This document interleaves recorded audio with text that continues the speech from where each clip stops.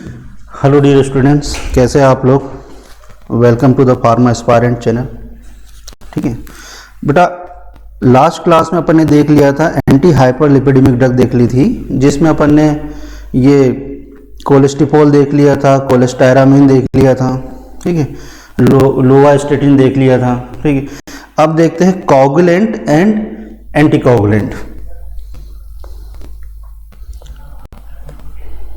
Coagulants and anti coagulants. ठीक है, अब क्या है, सबसे पहले कोगुलेंट और एंटी कोगुलेंट से पहले अपन देख लेते हैं ब्लड क्लॉटिंग फैक्टर्स क्या क्या होते हैं। ठीक है बेटा, बहुत अच्छी चीज बताने जा रहे हैं, है ना। एक तो इसमें आपको बहुत इंटरेस्ट आने वाला है, स्ट्रक्चर तो इजीली याद हो ही जाएंगे, है ना, आज नहीं तो कल हम करवा ही देंगे उसको याद। ठीक है, और वैसे भी जो स्ट्रक्चर हम बना के दे वो उसको अच्छे से याद कर लिया करो, कम से कम आंख बंद करके 3-4 बार लिखने की प्रैक्टिस किया करो, अपने आप बन जाएंगे स्ट्रक्चर। ठीक है, तो आज अपन देखेंगे कोगुलेंट्स क्या होते हैं और एंटी कोगुलेंट्स क्या होते हैं। ठीक है, उनके स्ट्रक्चर, उनके सिंथेसिस, ठीक, उनके IUPAC नेम जो बहुत इंपॉर्टेंट होते हैं। ठीक है, जीपेट पॉइंट ऑफ व्यू से यही क्वेश्चन आने वाले हैं। ठीक, अब देखते हैं blood clotting factor. Blood clotting factor, क्योंकि अगर ब्लड का कोगुलेशन अगर हो रहा है तो कोई ना कोई फैक्टर उसमें इन्वॉल्व होगा। ठीक है, तो देखते हैं ब्लड क्लॉटिंग फैक्टर। बेटा कॉपी पेन लेके बैठ जाओ, क्योंकि बहुत अच्छी चीज बताने वाले हैं। ठीक है, तो अपन ओवरऑल देखते हैं कि कितने क्लॉटिंग फैक्टर अपनी बॉडी में पाए जाते हैं। ठीक है, और उनको याद रखने का तरीका क्या होता है, कैसे उसको याद रखेंगे अपन। ठीक, तो पहले देखना, पहला है ब्लड क्लॉटिंग फैक्टर अपना फाइब्रिनोजिन। फाइब्रिनोजिन, ठीक है, इसको बोलते हैं बेटा फैक्टर 1। क्या बोलते हैं इसको? फैक्टर 1। पहले तो कॉपी पेन लेके बैठ जाओ और जैसा हम बताते जाए वैसा लिखो। फैक्टर 1। दूसरा है प्रोथ्रोम्बिन। प्रोथ्रोम्बिन, ठीक है, इसको बोलते हैं फैक्टर नंबर 2। ठीक है, तीसरा है थ्रोम्बिन। में तो अपन ने क्या पढ़ा था, प्रोथ्रोम्बिन, तो मतलब थ्रोम्बिन से पहले, तो क्या लिखेंगे? थ्रोम्बिन। ठीक है, चौथा है कैल्शियम। ठीक है, कैल्शियम, ठीक, इसको बोलते हैं फैक्टर, थ्रोम्बिन को बोलते हैं बेटा फैक्टर नंबर 3 और फैक्टर नंबर 4। ठीक है, पांचवा है आपका लेबाइल फैक्टर। लेबाइल फैक्टर, ठीक है,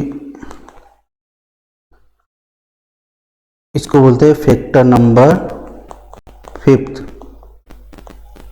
ठीक, अब आते हैं इसी को 5th वाले को ही, लेबाइल फैक्टर को ही बोलते हैं प्रोस्क्लेरिन।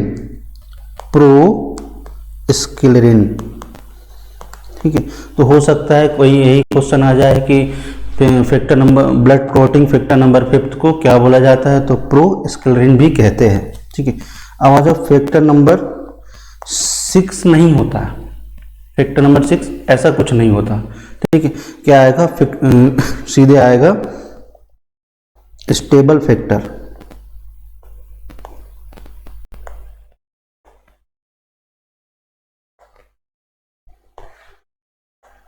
क्या है? स्टेबल फैक्टर, इसको बोलते हैं बेटा फैक्टर नंबर 7। 6 नहीं होता है ना, फैक्टर नंबर 7। ठीक, अब आ जाओ 7th, मतलब सीरियल नंबर 7 है, लेकिन फैक्टर नंबर कौन सा आएगा?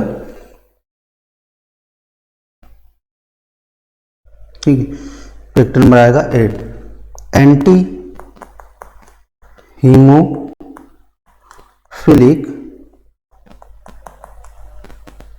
फैक्टर, ठीक, इसको बोलते हैं बेटा फैक्टर नंबर 8। ठीक है, अब आ जाओ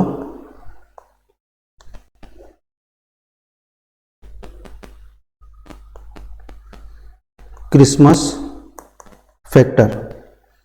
क्रिसमस फैक्टर इसको बोलते हैं फैक्टर नंबर 9। अभी इसको याद करने का तरीका बहुत अच्छे से बताने वाले हैं, ठीक है, ध्यान देना। इसको बोलते हैं फैक्टर नंबर 9। 10th है बेटा अपना स्टुअर्ट फैक्टर। स्टुअर्ट फैक्टर इसको बोलते हैं फैक्टर नंबर 10th। ये सब किसका क्या रोल प्ले करेंगे? ब्लड के कोगुलेशन का रोल प्ले करेंगे बॉडी के अंदर, ठीक है।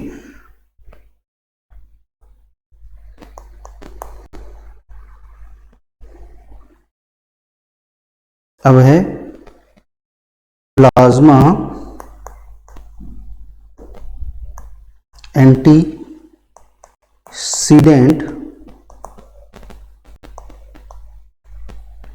प्लाज्मा थ्रोम्बोप्लास्टिन बेटा, प्लाज्मा थ्रोम्बोप्लास्टिन,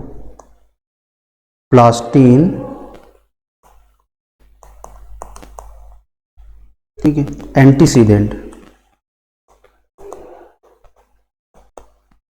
ठीक है। इसको बोलते हैं फैक्टर नंबर 11। क्या बोलेंगे इसको? फैक्टर, ये अच्छे से लिखना होता है ना, फैक्टर नंबर 11, ठीक है। अब आ जाओ सरफेस फैक्टर। अगला है आपका सरफेस फैक्टर।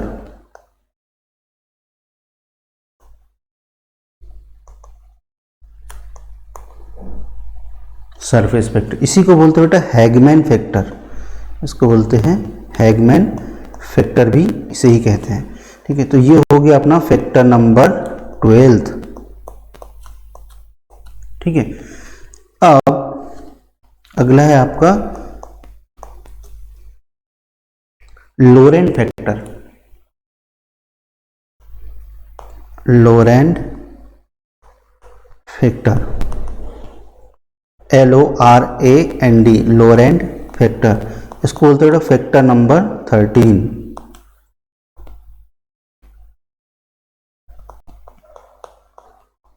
ठीक है, तो ये कुल मिला के क्या है, जैसे आप याद रखने के लिए फैक्टर नंबर 6 जैसा कुछ नहीं होता, ठीक है। तो पहला क्या है?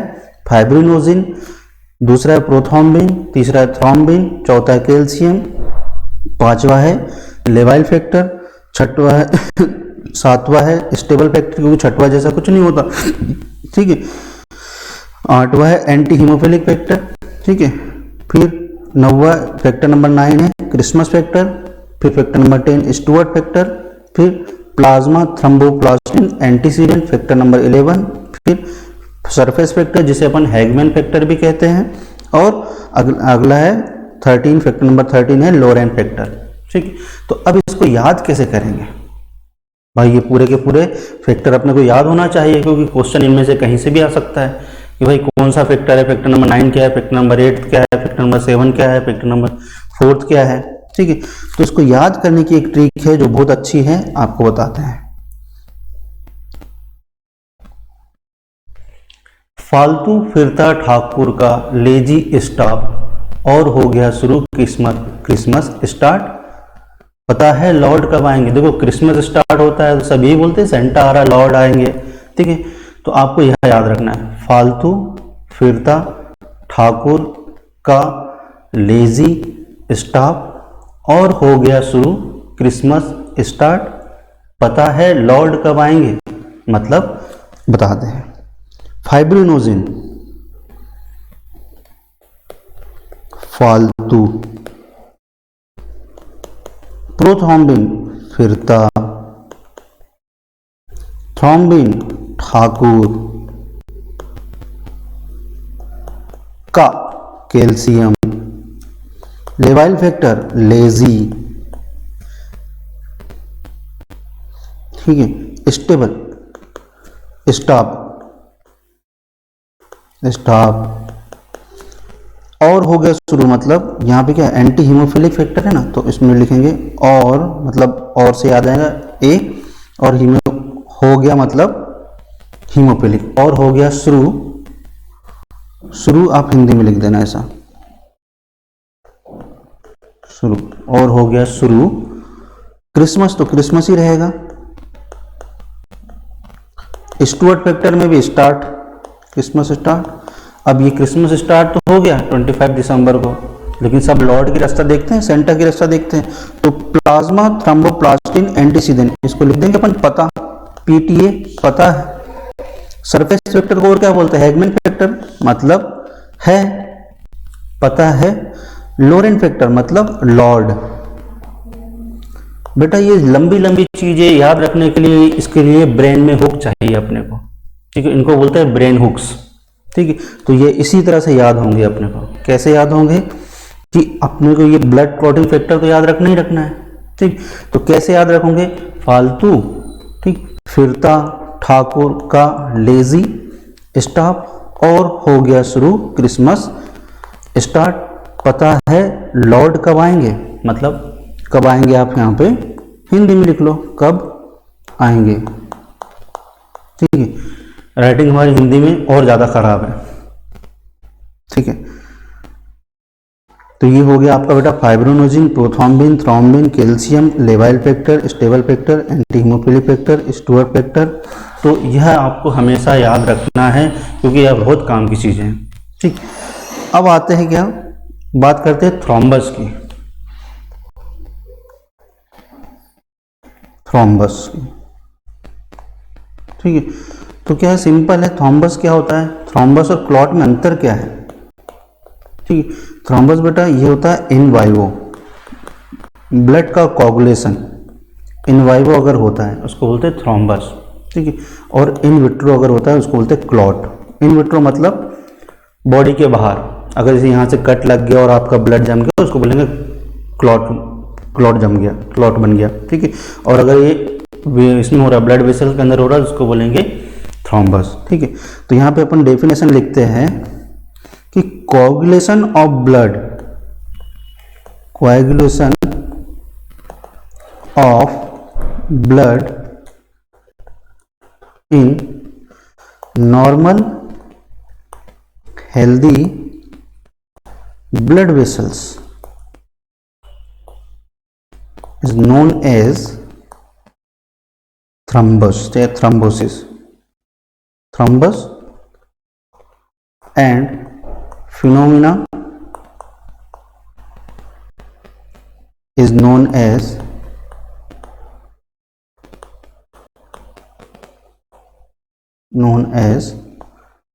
thrombosis। अब ये थ्रोम्बोसिस भी, ओहो वेरी सॉरी बेटा सर,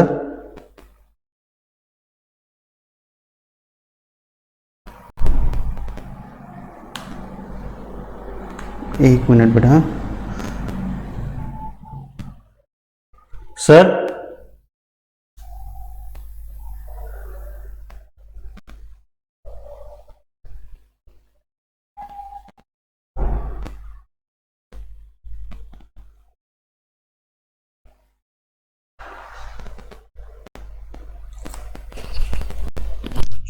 एक मिनट प्लीज, हाँ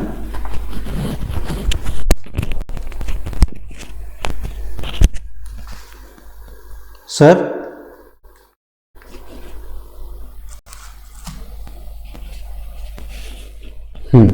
ये आ गया बेटा, ठीक है, आवाज आ रही है, ठीक है,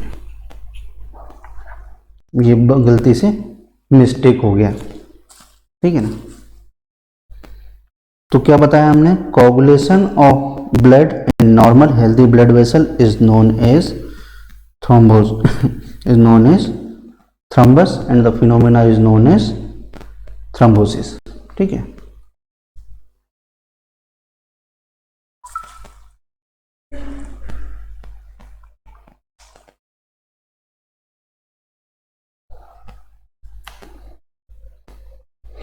अब जो होता है बेटा थ्रोम्बस जो होता है, थ्रोम्बस जो होता है वो अगर आर्टरीज में बने, आर्टरीज में बनता है और वेन में बन सकता है, ठीक है। तो अगर थ्रोम्बस फॉर्मेशन हो रहा है इन आर्टरीज, थ्रोम्बस फॉर्मेशन ये कोलोजी का पार्ट है बेटा, थोड़ा सा इसमें डिस्कस कर रहे हैं क्योंकि आपको ताकि ड्रग समझ में आ जाए, ठीक है। फॉर्मेशन अगर हो रहा है आर्टरीज में तो वह होता है बेटा वाइट कलर का, वाइट कलर विदाउट टेल, मतलब इसमें पूंछ नहीं होती, बता रहे क्या कारण क्या है, ठीक है। अब देखो वाइट कलर है मतलब वाइट कलर का होगा, ठीक है। अब वाइट पेन कहाँ से लाए, ठीक, तो ये इस तरह से होता है वाइट कलर का, ठीक। क्यों वाइट कलर का हो रहा है, क्योंकि जब ये आर्टरीज में थ्रोम्बस बन रहा है तो यह बनता है किस कलर का, प्लेटलेट्स एंड WBC का मिलकर बनता है, इसलिए यह कैसा होता है वाइट कलर का होता है, ठीक है। अगर यही थ्रोम्बस का फॉर्मेशन अगर इसमें हुआ, वेन्स में हो रहा है तो यह क्या हो रहा है रेड कलर का होगा, क्योंकि यह किससे मिलकर बना होगा, RBC प्लस प्लेटलेट से मिलकर बना रहता है, ठीक है। तो इसको क्या बोलते हैं, रेड कलर का यह होता है, ठीक है। बोलेंगे यहाँ पर भी थ्रोम्बस, लेकिन यहाँ पर देखना ये होता है ऊपर वाला जो पोर्शन होता है यह होगा वाइट कलर का और ये होगा रेड कलर का, ये जो टेल होती है वह होती है रेड कलर की, ठीक है। तो ये जो टेल, इसमें क्या है टेल पाई जाएगी, टेल रेड कलर और यह होगा क्या वाइट कलर का, वाइट कलर, ठीक है। इतना ही समझने की चीज थी, है ना। तो ये क्या है thrombus formation of thrombus in arteries, ठीक है। तो ये वाइट कलर का होगा, किससे मिलकर बना होता है, प्लेटलेट्स एंड WBC से, और अगर वेन्स में बन रहा है तो WBC और RBC और प्लेटलेट से मिलकर है, ठीक है। अब देखते हैं ड्रग्स पे आते हैं, तो कोगुलेंट्स अपन क्या पढ़ने वाले थे, कोगुलेंट्स एंड एंटी कोगुलेंट्स, ठीक है। तो पहले देखते हैं कोगुलेंट्स,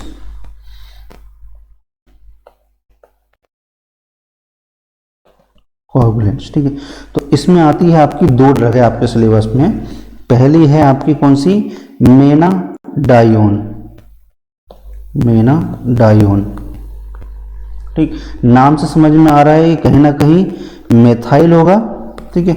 नाम से समझ में आ रहा है नेपथेन होगा, ठीक है, नेपथेन होगा, और डायोन से समझ में आ रहा है कि दो कीटोन ग्रुप होंगे, 2 कीटोन ग्रुप होंगे, ठीक है। देखते हैं इसका स्ट्रक्चर, पहले तो नेपथेन बना लो आप अच्छे से, ठीक है ना। नेपथेन बना लिया, नाम से समझ में आ रहा है मेथाइल है, नेपथेन है, मेनाडायोन मतलब Me मतलब मेथाइल होगा, Na मतलब नेपथेन होगा, डायोन मतलब दो कीटोन ग्रुप होंगे। अब देखते हैं कहां पर होंगे, ठीक है। इसको बोलते हैं बेटा नेपथेन, सभी जानते हैं इसको नेपथेन बोलते हैं, ठीक है। अब नेपथेन में हमने क्या किया, नेपथेन में हमने सिंपल क्या किया, दो कीटोन ग्रुप जोड़ दिए, इधर भी और एक मेथाइल ग्रुप लगा दिया यहाँ पर, ठीक है। तो इसी को बोलते हैं क्या, अगर आप नंबरिंग करेंगे, ठीक, जैसे नंबरिंग करिए अपन ने 1 2 3 4 5 6 7 8, ठीक है। तो 2 पोजीशन पे मिथाइल है और 1 और 4 पोजीशन पे क्या है, दो कीटोन ग्रुप है, तो अपन इसको कैसे लिखते हैं, 2 मिथाइल, IUPAC नेम क्या होगा इसका, 2 मिथाइल नेपथेन, 2 मिथाइल नेपथेन 1,4 डाइओन, यह इसका हो जाएगा IUPAC नेम, ठीक है। अगला आता है आपका एसिटोनेपथेन, या इसी का नाम दूसरा नाम क्या है, एसिटोमेनाडायोन, ठीक है। इसी दूसरी ड्रग कौन सी पड़ेगी आपको, एसिटोनेपथेन, या इसी को बोलते हैं एसिटोमेनाडायोन, ठीक है ना, एसिटोमेनाडायोन। अब यहां देखते हैं एसीटो मतलब 2 एसिटाइल ग्रुप लगा दो, ठीक है। अब वो क्या था, नेपथिन था पहले से ही, नेपथिन बना लिया अपन ने। एक मिनट इसको मिटा देते बेटा, ठीक है। बना लो नेपथिन, ठीक। अब ये जो कीटोन ग्रुप थे उसमें अपन क्या करेंगे, सिंपल अपन कीटोन ग्रुप में क्या लगा देंगे, यहाँ पर ये हुए, यहाँ पे लगा दिया एसिटाइल ग्रुप लगा दिया OCH3, ठीक है। कीटोन है तो टॉटोमेरिज्म से होगा तो कीटोन और एल्कोहल में कन्वर्ट हो जाएगा, कीटोइनॉल टॉटोमेरिज्म चलते रहेगी। तो जब भी यहाँ पे क्या करेंगे, COCH3 लगा दिया, ठीक है। यहाँ लगा दो एक मिथाइल ग्रुप, ठीक है। यहाँ पे क्या लगा दो, एक मिथाइल ग्रुप। तो ये बन गया क्या आपका एसीटोनेप्थॉन, या इसी को बोलते हैं एसीटोमेनाडायोन, ठीक है। अब देखना 1 2 3 4 5 6 7 8, ठीक है। तो यहाँ पे क्या है, 1 और 4 पोजीशन पे क्या है, एसिटॉक्सी बोल देंगे अपन, 1,4 डाई एसिटॉक्सी, भाई एसिटिक ग्रुप है यहाँ पे, ये इधर भी एसिटेट है, तो 2 एसिटेट है ना, तो अपन क्या लिख देंगे, एसिटॉक्सी, ठीक। यहाँ लिख दो आप 1,4, पहले तो 2 मिथाइल लिख दो, 2 मिथाइल 1,4 डाई एसिटॉक्सी नेपथेन या नेप्थलीन, ठीक। तो ये हो गई आपकी कोगुलेंट ड्रग, एक हो गई एसिटोमेनाडायोन और एक हो गई मेनाडायोन। मेनाडायोन को ही क्या बोलते हैं, विटामिन K3, विटामिन K3। तो यह क्या करेगी, ब्लड के कोगुलेशन का काम करेगी, ठीक है। जिसको भी हीमोरेजिक कंडीशन हो जाती है तो इसको मेनाडायोन विटामिन K दिया जाता है, ठीक है। इसका रिच सोर्स है बेटा एस्चेरिचिया कोलाई, ई कोलाई बोलते हैं, ठीक है। तो आपको ऐसी नॉलेज के लिए बता दें कि एस्चेरिचिया कोलाई जो होता है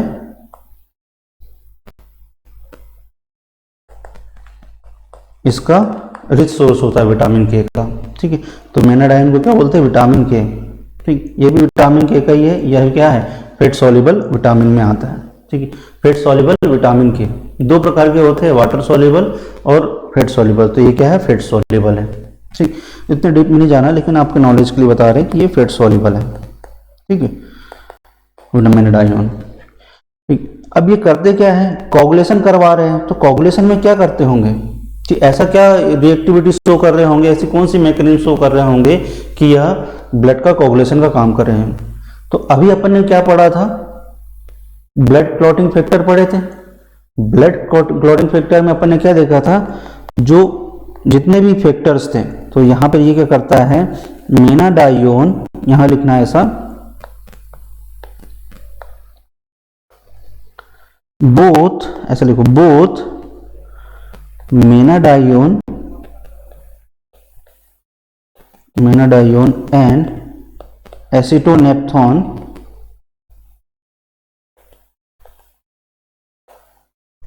ठीक है, दोनों क्या करते हैं, helps in the synthesis of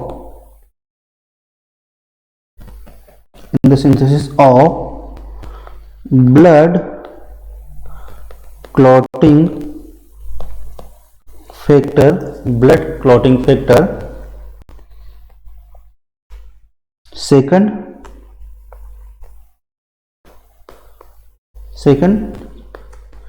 seventh, 9th and 10th, ठीक है। तो मतलब यह क्या करवाते होंगे, प्रोथ्रोम्बिन की सिंथेसिस करवा रहे होंगे, ठीक है, स्टेबल फैक्टर की सिंथेसिस करवा रहे होंगे, ठीक। 9 क्या था, क्रिसमस फैक्टर की सिंथेसिस करवा रहे होंगे और स्टुअर्ट फैक्टर की सिंथेसिस करवा रहे होंगे। कौन सा, मेनाडायोन एंड एसिटोमेनाडायोन या एसिटोनेप्थॉन, इसी को बोलते हैं बेटा क्या, ब्लड कोगुलेशन वाली ड्रग। इसी को अपन सिंपली भाषा में बोले कोगुलेंट्स, जो ब्लड को जमा दे, ब्लड को एग्रीगेट करने का काम करते हैं, ठीक है। तो क्या मेनली क्या करेंगे, factor number 2, factor number 7, factor number 9 और फैक्टर नंबर 10 आपने पढ़ ही लिया यहाँ पर अच्छे से कि कौन कौन से फैक्टर को सिंथेसिस करेंगे। तो इन फैक्टर को, factor number 7, second, seventh, ninth और स्टुअर्ट फैक्टर 10th। ये फैक्टर याद रखना, ये सीरियल नंबर याद नहीं रखना, ठीक है, ये याद रखना है। अब आते हैं बेटा एंटी कोगुलेंट ड्रग्स पे। हेडिंग आ रही है एंटी कोगुलेंट्स ड्रग्स, ठीक है। अब इसमें सबसे इंपॉर्टेंट ड्रग है वारफेरिन। कौन सी है? वारफेरिन। बालिक मुझे बोला है।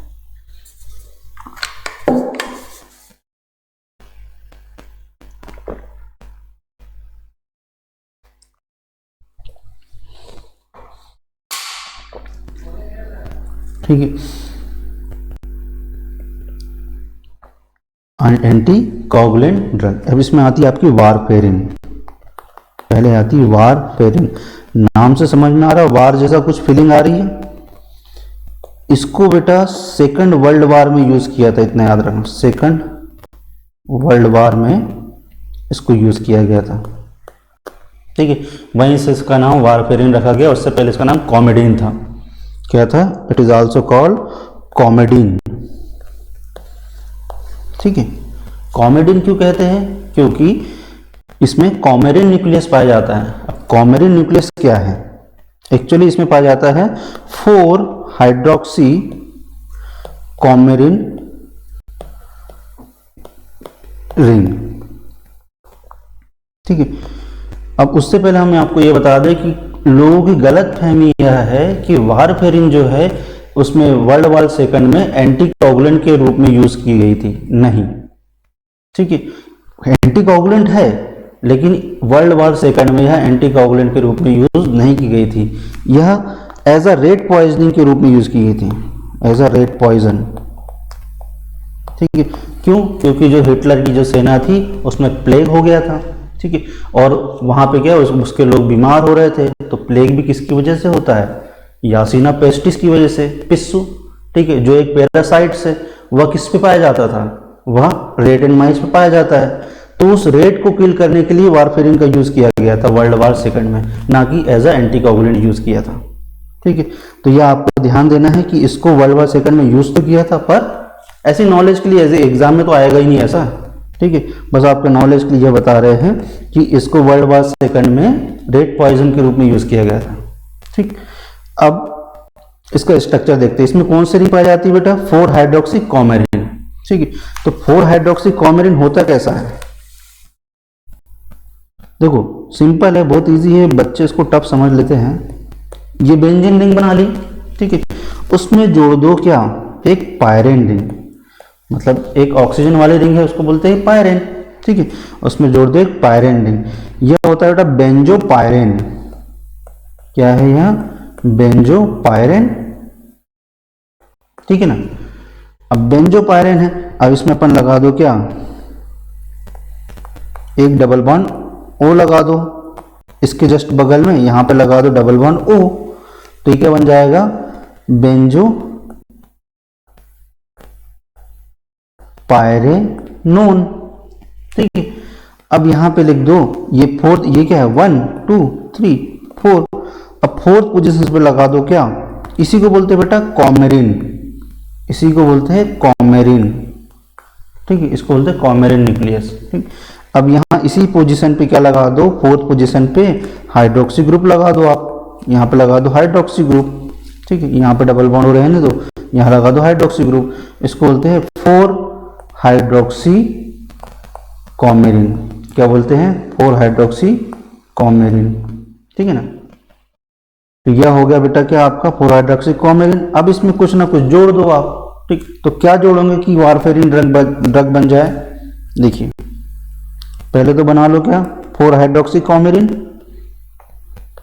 बेंजीन जैसा का वैसा, ठीक, पायरेन, ठीक, ये डबल बॉन्ड हो और ये 4 हाइड्रोक्सी कॉमेरिन ना दिया। यहां पे अपने को क्या करना है? यहां पर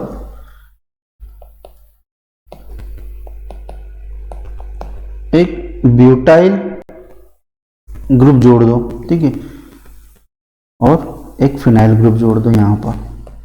यह हो गया क्या आपका वारफेरिन का स्ट्रक्चर, वारफेरिन का स्ट्रक्चर। ठीक है, इसका एस आइसोमर ज़्यादा एक्टिव रहता है। ठीक है, तो यहाँ पे एस ज़्यादातर पूछ लेते, हो सकता पूछ भी ले कभी, इसका एस आइसोमर ज़्यादा एक्टिव रहता है।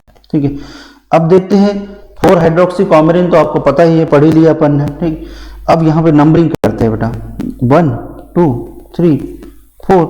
तो 3 पोजीशन से क्या जुड़ा हुआ है, एक बेंजीन रिंग जुड़ी हुई है और ये ब्यूटेन जैसा कुछ जुड़ा हुआ है।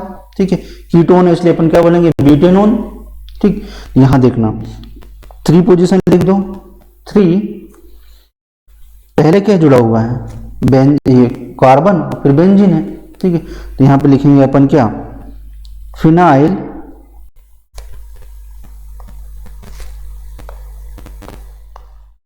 फिनाइल बेंजीन, इसको साइड चेन में क्या बोलते हैं, फिनाइल। फिर 1 2 3 4 कार्बन है। दूसरी पोजीशन पे क्या है, सेकंड पोजीशन पे क्या है, कीटोन ग्रुप है। तो यहां पे क्या लिखेंगे, 2 ऑक्सो, ऑक्सीजन है, 2 ऑक्सो। यहां पे अपन क्या लिखेंगे, 2 ऑक्सो। 4 कार्बन है तो क्या लिखेंगे, ब्यूटाइल। सेकंड पोजीशन पे क्या है, ऑक्सीजन है, 2 ऑक्सो लिख दिया। 4 कार्बन इसलिए क्या लिखेंगे, ब्यूटाइल। 4 hydroxy coumarin. यह क्या हो गया, आपकी वारफेरिन का नाम हो गया, आईयूपीएसी नेम हो गया। तो आपको ध्यान देना है क्या है, पहले तो बेंजोपायरेन बना दो। ठीक है, बेंजोपायरेन मतलब बेंजीन में पायरेन रिंग जोड़ दो, तो बेंजोपायरेन। फिर एक कीटोन ग्रुप लगा दो ऑक्सीजन के जस्ट बगल में, तो क्या बन जाएगा, बेंजोपायरेनोन, उसी को बोलते हैं कॉमेरिन न्यूक्लियस। ठीक है, और फिर उसमें लगा दो 4th पोजीशन पे हाइड्रोक्सी ग्रुप, तो क्या बोल हो जाएगा, 4 हाइड्रोक्सी कॉमेरिन। ठीक, तो यही क्या है, इसका स्ट्रक्चर इजी है, बेंजीन और ये ब्यूटेन जैसा कुछ लगा देना है। ठीक, अब देखते हैं इसकी synthesis.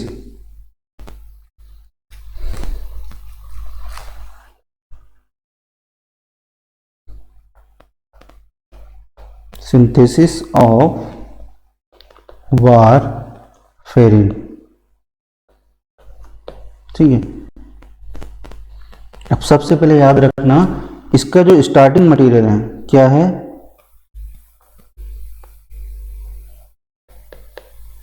Methyl ester of acetyl salicylic acid.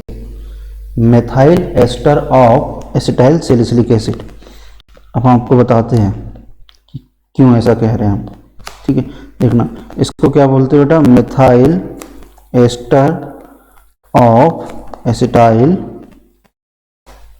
Salicylic acid. ठीक है, इसी का नाम क्या है, एसिटाइल सैलिसिलिक एसिड को क्या बोलते हैं, एस्प्रिन। सभी को पता है एसिटाइल सैलिसिलिक, ये तो क्वेश्चन भी आ चुका है जीपीएट में कि, अच्छा पैरासीटामोल पे भी आया हुआ है कि एसिटामिनोफेन को क्या बोलते हैं, एसिटामिनोफेन मतलब पैरासीटामोल। ठीक है, वैसे ही एसिटाइल सैलिसिलिक एसिड मतलब एस्प्रिन ना। तो यहाँ पे देखना, जैसे अपन एस्प्रिन का स्ट्रक्चर बनाते हैं, तो एस्प्रिन का स्ट्रक्चर यह होता है बेटा, कार्बोक्सिलिक ग्रुप यह है। ठीक है, और यहाँ पे ये हो, ये क्या हो गया, सैलिसिलिक एसिड। अब यहीं पे हमने क्या किया, H को हटा के एस्टर लगा दिया, COCH3 जोड़ दिया, एस्टाइल ग्रुप जोड़ दिया, तो यह हो जाता है बेटा एस्प्रिन। ठीक है, यह हो गया एस्प्रिन। अब यहीं पे देखना, जिस कार्बोक्सिलिक पे, इस कार्बोक्सिलिक एसिड पे यहाँ पे अपन क्या लगा दिया, एक मेथाइल लगा दिया, तो इसलिए हमने क्या, इसको क्या बोलते हैं, एसिटाइल सैलिसिलिक इसी को बोला जाता है, क्योंकि हमने सैलिसिलिक एसिड में एसिटाइल ग्रुप जोड़ दिया है, इसलिए इस एस्प्रिन का क्या नाम हुआ, एसिटाइल सैलिसिलिक एसिड। ठीक है, अब इस एसिटाइल सैलिसिलिक एसिड में हमने क्या जोड़ दिया, एक मेथाइल ग्रुप जोड़ दिया, तो यहाँ पे क्या हो गया, मेथाइल एस्टर। एस्टर है ना, COOC मतलब एस्टर कहलाएगा। ठीक है, तो यहाँ पे क्या, methyl ester of acetyl salicylic acid. तो यह हम इसमें वारफेरिन के सिंथेसिस में एज अ स्टार्टिंग मटेरियल लेते हैं। ठीक है, तो ये अब देखना, स्टार्टिंग मटेरियल फिर से बना लो। क्या मैं इसको ऐसा लिख सकता हूं, क्योंकि स्ट्रक्चर समझने में दिक्कत नहीं आएगी।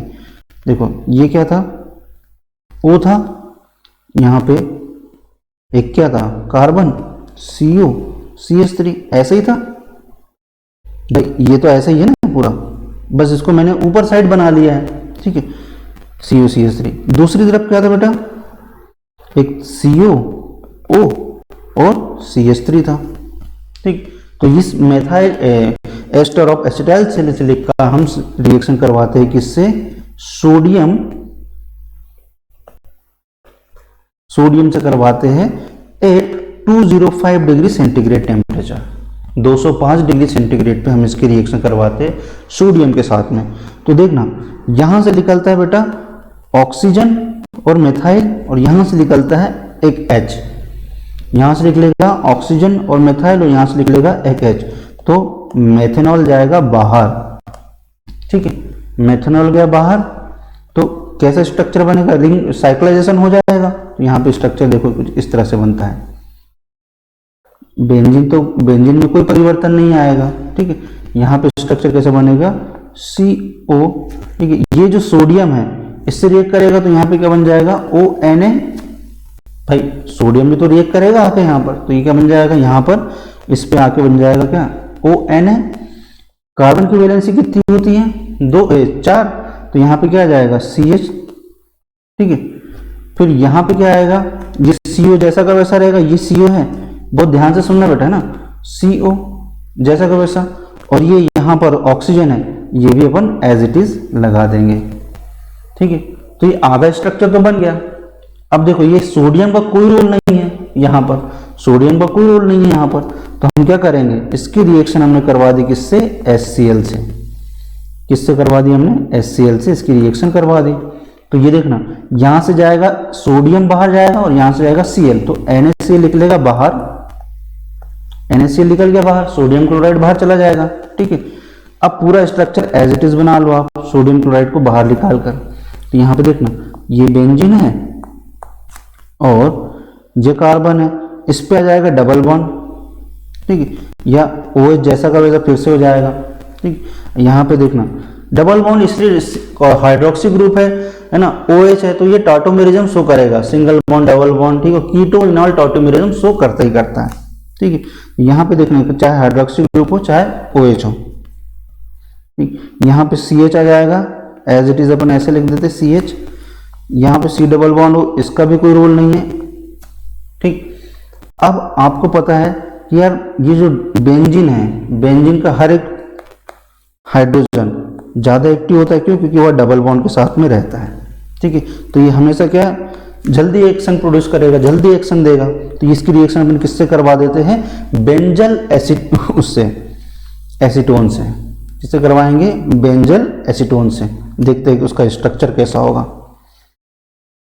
पहले इसी स्ट्रक्चर को बेटा हम यहां बना रहे हैं ना, ताकि आपको समझने में इजी जाएगा।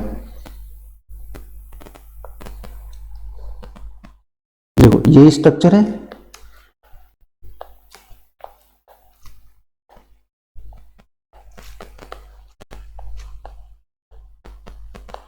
कार्बन की वैलेंसी 4 कर दो, ये C डबल बॉन्ड O। अब इसकी रिएक्शन हमने किससे करवाई, इसको मिटा रहे बेटा ना, इसकी रिएक्शन हमने किससे करवाई, बेंजल एसीटोन से। बेंजल एसीटोन का क्या स्ट्रक्चर होगा, कुछ इस तरह से।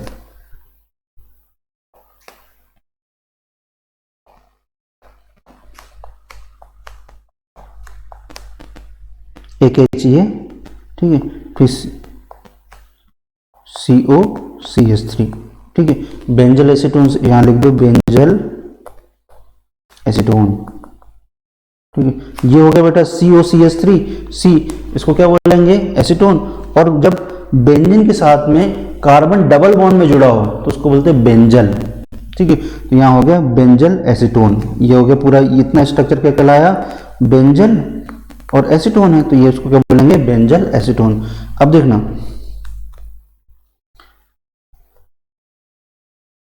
ये हो जाएगी क्या रिएक्शन इसकी, तो क्या बन जाएगा, यहां से क्या हो जाएगा, यहां से आके जुड़ जाएगा पूरा का पूरा ग्रुप, यहां से ये ग्रुप आके यहां पे जुड़ जाएगा। तो क्या हो जाएगा, क्या बनेगा आपका वारफेरिन। रिएक्शन यहां से नहीं होगी बेटा, ठीक है, यहां से नहीं होगी रिएक्शन, कहां से होगी, यहां से, इस वाले कार्बन से, यहां से और यहां से। तो क्या हो जाएगा, पूरा ग्रुप आके जुड़ जाएगा एज इट इज।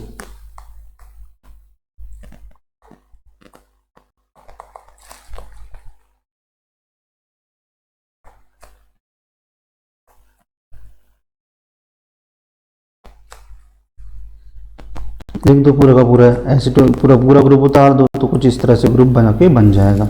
इसको बोलते हैं बेटा वारफेरिन। ठीक है, तो ये होगी बेटा आपको सिंथेसिस किसकी, वारफेरिन की। तो आपको सिंपल है, जब आरजीपी पॉइंट ऑफ व्यू से देखे, एग्जाम पॉइंट ऑफ व्यू से देखे, तो आपको ये रिएक्शन करवानी है कि हमने methyl ester of acetyl salicylic की रिएक्शन करवाई किससे, सोडियम से, in presence at 205 degree centigrade, तो हमें ये इंटरमीडिएट मिला। फिर हमने उसकी रिएक्शन करवाई HCl से। ठीक है, तो यहाँ पे वो ये रिएक्शन मिला। अब इसको अपन किस में, एसिडिक मीडियम में रख देते हैं, यहाँ पर एसिडिक मीडियम में रख दिया। ठीक है, तो एसिडिक मीडियम में क्या होगा, H2 जाएगा बाहर। एसिडिक मीडियम में मतलब कहीं ना कहीं यहाँ से OH प्रोवाइड होगा, यहाँ से क्या होगा, एक OH और ये H2 लिख लेगा बाहर। ठीक है, एसिडिक मीडियम का मतलब है जैसे कोई भी H2SO4 है, कोई भी HCl है, या कोई भी आपका HNO3 है। ठीक, वो क्या करेगा, अपना प्रोटॉन को डोनेट करने का काम करेगा। तो यहाँ पे क्या है, एक OH और यहाँ से एक H लिख लेगा, तो क्या हो जाएगा, H2 जाएगा बाहर। तो ये पूरी रिएक्शन हो जाएगी आपकी, वारफेरिन प्रिपेयर हो जाएगा। ठीक है, तो इजी है रिएक्शन, सिंथेसिस की इजी है। बस आपको पहली स्टेप याद रखनी है कि हमने किस किस कंपाउंड की रिएक्शन करवाई है। तो methyl ester of acetyl salicylic की रिएक्शन करवाई है, तो हमें ये इंटरमीडिएट प्राप्त हुआ। उसके बाद में हमने उसका NaCl बाहर गया। ठीक है, उसके बाद हमने एसिडिक मीडियम में रिएक्शन करवा दी। उसके बाद बेंजल एसीटोन से रिएक्शन करवा दी। तो बेंजल एसीटोन से रिएक्शन करवा दी, क्या एडिशन रिएक्शन होगी, यहाँ से इस ये वाला ग्रुप पूरा आके यहाँ पे जुड़ जाएगा, सेकंड पोजीशन, यहाँ पे थर्ड पोजीशन से आके जुड़ जाएगा। ठीक है, अब आते हैं नेक्स्ट ड्रग पे। ये अब एंटीकोगुलेंट पढ़ रहे हैं, तो एंटीकोगुलेंट ये क्या करेगा, जितने भी एंटीकोगुलेंट है, चाहे वारफेरिन हो, चाहे भी एनिसिन डाइओन आएगा, कोई भी आए, तो warfarin inhibits the synthesis of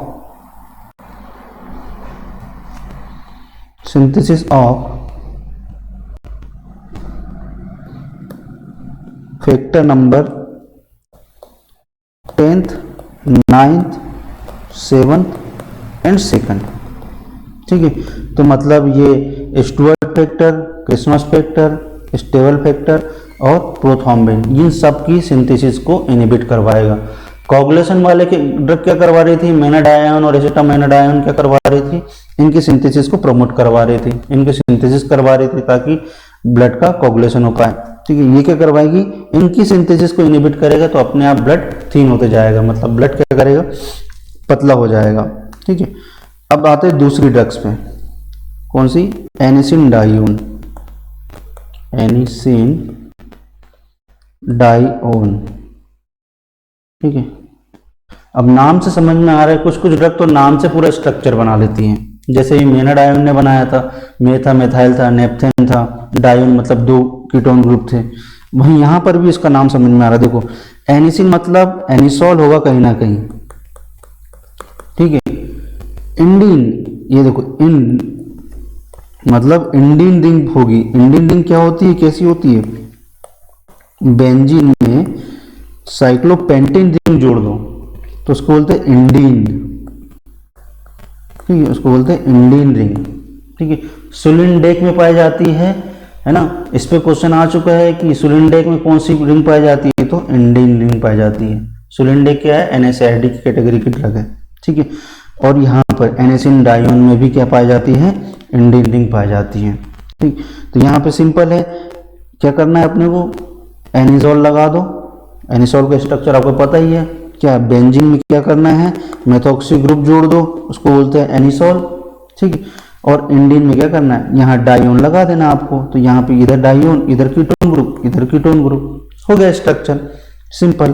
देखो स्ट्रक्चर, बेंजीन, यहाँ पे क्या लगा दो, इंडीन, इधर कीटोन, इधर भी कीटोन, बैलेंसिंग कंप्लीट कर लो। ठीक है, यहां से क्या करना है आपको, यहां से एनिसोल लगाना है बस। ठीक, ये हो गया आपका क्या, एनिसिन डाइओन का स्ट्रक्चर। ठीक है, आप तो जो नाम है उसका संधि विच्छेद कर लो तो आपको आधा स्ट्रक्चर तो याद हो ही जाएगा। ठीक है, एनिसिन है मतलब एनिसोल होगा, एंडिन मतलब इंडीन रिंग होगी, डाइओन का मतलब तो डाइओन ही होता है, 2 कीटोन ग्रुप होता है। ठीक है।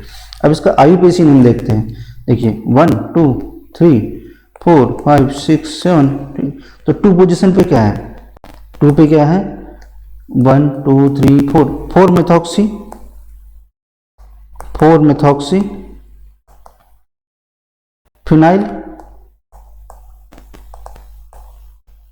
फिनाइल है ना, 4 पे क्या है मेथॉक्सी ग्रुप है, तो मेथॉक्सी फिनाइल।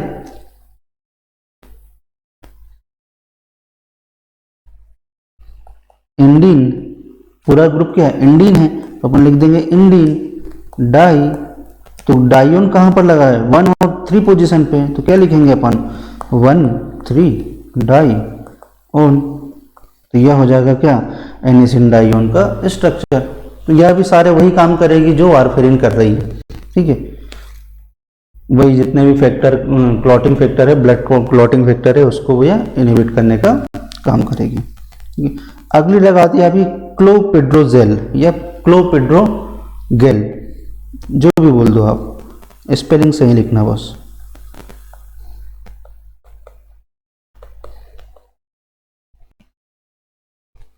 ठीक है, अब देखना इसका स्ट्रक्चर बहुत ही क्लो से नाम समझ आ रहा है कि क्लोरीन है, बाकी तो इसका स्ट्रक्चर याद ही रखना पड़ेगा आपको,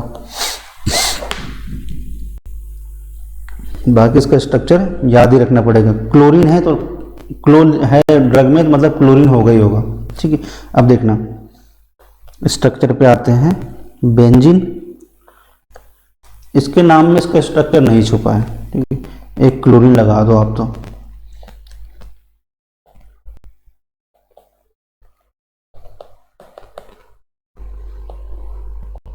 हाँ, बस ये याद रखना कि इसमें थायोफिन रिंग पाई जाती है, और वह भी किससे अटैच होती है, पायरिडीन से अटैच होती है, एक्चुअली पाइपरिडीन से अटैच होती है, ठीक है। यहाँ देखना नाइट्रोजन बना दो, नाइट्रोजन यह, ठीक, और यहाँ पे बना दो थायोफिन रिंग, ठीक। तो यह हो गया क्या इसका स्ट्रक्चर। देखो यहाँ से अगर नंबरिंग करें अपन तो 1 2, तो 2 क्लोरो हो जाएगा यहाँ पर, 2 क्लोरोफिनाइल, ठीक है। फिर ये क्या है, ये कार्बन है, ये कार्बन है, ठीक। तो यहाँ पे कार्बन को क्या है, एक मेथाइल ग्रुप जुड़ा हुआ है, मेथाइल एस्टर है, तो मेथाइल एसीटेट अपन इसका मेन न्यूक्लियस मान सकते हैं। ये मेथाइल है और ये दो कार्बन है ना, इसलिए अपन इसको एसीटेट मान लेते हैं। मानने क्या, मानना ही पड़ेगा, एसीटेट तो 2 कार्बन का ही होता है ना, ठीक है। तो इसको अपन ने क्या मान लिया, एसीटेट, मेथाइल एसीटेट। तो इसको मेन न्यूक्लियस मानते हुए क्या क्या जुड़ा हुआ है सब लिख देते हैं। देखो ये 1 कार्बन, ये 2nd कार्बन, तो 1 से क्या जुड़ा हुआ है यह देख लेते हैं। तो अब मेरी बात ध्यान से सुनना, जो फ्यूज्ड कार्बन होते हैं, जो फ्यूज्ड हेटेरोएटम होते हैं, उनकी नंबरिंग हम कुछ इस तरह से करते हैं। देखिए ये 1 है, ठीक, यहाँ नाइट्रोजन है, ये देखना ये पहला बॉन्ड ए बी, हम यहाँ पे क्या है फ्यूज्ड कार्बन की या फ्यूज्ड जितने भी एटम है उसको अपन ABC, जो इंटरनल नंबरिंग होती है अपन ABC से डिनोट करते हैं। ए पहला बॉन्ड ए, दूसरा बॉन्ड बी, तीसरा बॉन्ड सी, ठीक है। अब जब हमने बताया था कि रिंग में जब नंबरिंग करते हैं तो हम कहाँ पर नंबरिंग करते हैं, OSN वाला फंडा अपनाते हैं, मतलब रिंग में सबसे पहले प्रेफरेंस किसको देते हैं, ऑक्सीजन को, फिर अपन किसको देते हैं, सल्फर को, फिर नाइट्रोजन को देते हैं, ठीक है। तो यहाँ नंबरिंग यहाँ से स्टार्ट करेंगे सल्फर से 1, ठीक है। तो यहाँ पे देखना 1 2 3 4 5, इस तरह से नंबरिंग कर दी अपन ने। जो इंटरनल नंबरिंग होगी उसमें भी सल्फर को ही देंगे 1 2 3, यहाँ पे 1 पहला बॉन्ड क्या है, ये पहला ये एटम है सल्फर 1, फिर ये कार्बन एटम 2nd और ये तीसरा कार्बन, ठीक है। तो जब आप इसका IUPAC नेम देखोगे तो कहीं ना कहीं 3,2C लिखा हुआ आता है, किसमें, क्लोपेड्रोजेल के इसमें नोमेनक्लेचर में। तो यहां देखना 3,2C का भी क्या मतलब होता है अपन बताते हैं, ठीक। अब देखिए 1 पोजीशन पे क्या है, क्लोरोफिनाइल जोड़ दो, ठीक है, 2 क्लोरोफिनाइल एक तरफ का हो गया, ठीक। दूसरी तरफ क्या है, ये थायोफिन है, ये थायोफिन होगा ना, सल्फर है 5 मेंबर रिंग में है तो थायोफिन कहलाता है। थायोफिन अपनी पायरिडीन से किस पोजीशन से जुड़ा हुआ है, देखना क्या लिखेंगे, पहले देखो पायरिडीन, ये पायरिडीन है ना, पायरिडीन या पायरिडिनिल, ठीक है। फिर लिखेंगे 3, ये 3 2 ब्रैकेट में 3 2, और बॉन्ड कौन सा है, सी बॉन्ड है, नंबरिंग कौन सी है 3 2, और बॉन्ड कौन सा है सी, तो 3 2 सी थायोफिन, ठीक है, थायोफिन एसीटेट,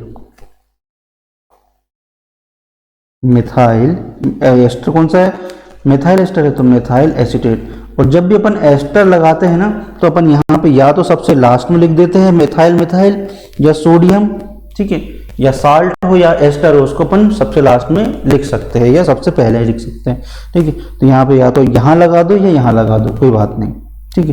तो ये हो गया आपका क्या, मिथाइल एसीटेट, तो ये हो गया उसकी नोमेनक्लेचर आईयूपीएसी नेम। 1 2 क्लोरोफिनाइल पायरिडिनिल, पायरिडिनिल, ठीक है। 3 2 सी का मतलब जान गए, 3 2 सी क्यों लिखते हैं, पहले तो अपन इंटरनल नंबरिंग करते हैं, तो यहाँ सल्फर पे 1 लिखेंगे, फिर ये दूसरा कार्बन जो फ्यूज्ड है इसको लिखेंगे, फिर ये तीसरा कार्बन, तो ये 3 2 मतलब 2 3 नहीं लिखते, जो पहले बड़ा होता है ना उसको लिखते हैं, ठीक है। तो अपन क्या लिखेंगे 3 2, कौन सा बॉन्ड है, सी बॉन्ड है, तो सी लिख दिया, ठीक। फिर थायोफिन है, तो थायोफिन मिथाइल एसीटेट, ठीक। तो ये हो जाएगा इसका नोमेनक्लेचर। तो ये इतनी ड्रग है बेटा कोगुलेंट और एंटी कोगुलेंट में, ठीक है, तो आपको ध्यान से पढ़ना है, ठीक। ये याद रखना अच्छे से, कोगुलेंट वाला, कोगुलेशन वाला फंडा जो बताया था शुरुआत में, ब्लड क्लॉटिंग फैक्टर वाला, ठीक है। तो अच्छे से पढ़िएगा। That's all for today, thank you.